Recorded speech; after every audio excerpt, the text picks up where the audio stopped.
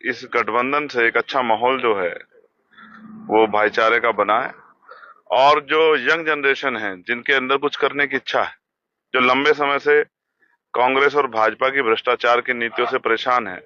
उन नौजवानों के अंदर एक नई हिम्मत बनी है कि अब नौजवानों की बात होगी और नौजवानों के मुद्दों पे जो है, चाहे वो रोजगार हो, महंगाई हो, अच्छी शिक्षा हो, बेहतर इलाज की व्यवस्था हो, या लोन की बात हो, उद्योग धंधों में लगे जो हैं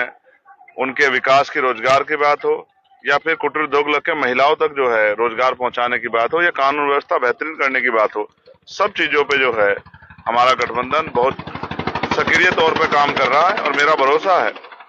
कि हम अपनी सीटें जीतेंगे भी, और साथ साथ एक नया विकल्प जो है हरियाणा की राजनीति में तैयार होगा, जो एक युवा सोच के साथ आगे बढ़ेगा और जिसके नेतृत्व में हरियाणा आगे बढ़ेगा। मैं हरियाणा का जो प्यार मिल रहा है उसके लिए धन्यवाद करता हूं, और जिस तरह से नौजवानों ने कमान संभाली, बड़े बड़े धुरंधरों को धूल चटाने का काम इस बार ये नौजवान करेंगे, ऐसा मेरा भरोसा है। आज दलित का वोट हर पार्टी को चाहिए। जातीय गणना की बात आई तो सब चुप्पी साध लेते हैं। तो हम लोग है ना, हम जातीय जनगणना भी कराएंगे और उसके आंकड़े भी जारी कराएंगे, और जो हिस्सा बजट में हमारा बैठता है उस हिस्से को अपने लोगों तक पहुंचाने का भी काम करेंगे, चाहे डिजिटल लाइब्रेरी बना के हो,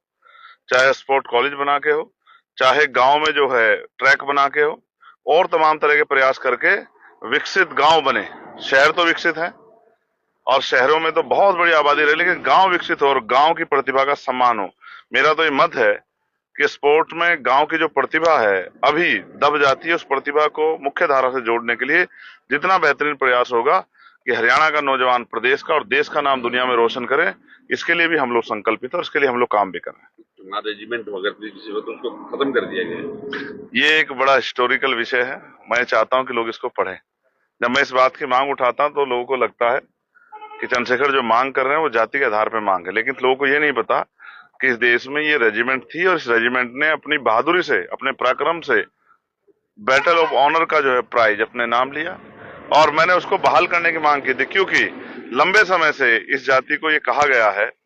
कि भाई इनका तो मनोबल कमजोर है, ये तो देश सेवा में नहीं जाते। मैं तो कहता हूं कि हमारी रेजिमेंट बहाल कर दो, एक एक नौजवान जो है वो देश सेवा में जाएगा और देश की सेवा कर। जितनी राष्ट्रभक्ति की भावना हमारे लोगों के अंदर इतनी तो किसी में भी नहीं होगी। और मैंने और जाते जिनको अवसर नहीं मिले, चाहे वो मेहता रेजिमेंट की बात हो,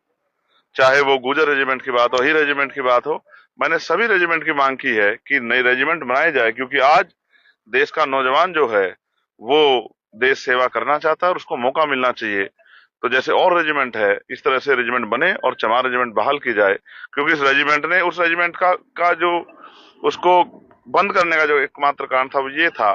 कि अंग्रेज चाहते थे कि वो रेजिमेंट आजाद हिंद फौज के खिलाफ लड़े, लेकिन उस रेजिमेंट के सच्चे सिपाही जो देशभक्त थे वो नहीं चाहते थे कि आजाद हिंद फौज जो देश की आजादी की लड़ाई लड़ रही थी सुभाष चंद्र बोस जी के नेतृत्व में, हम उनके खिलाफ काम करें। इसलिए उस रेजिमेंट को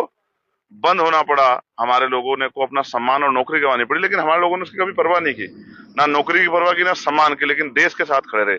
आज उन्हीं जातियों को जिस तरह अपमानित किया जाता है, ये सोचने का विषय है कि कब तक ये जातियां अपमान सहती रहेंगी। इसलिए मैंने मांग की उस रेजिमेंट को बहाल किया जाए, और साथ साथ मैंने पार्लियामेंट में मांग उठाई थी गुजर रेजिमेंट, अही रेजिमेंट, मेहतर रेजिमेंट, रेजिमेंट को बनाया जाए जिससे कि इन जातियों के नौजवानों को भी देश सेवा का मौका मिले।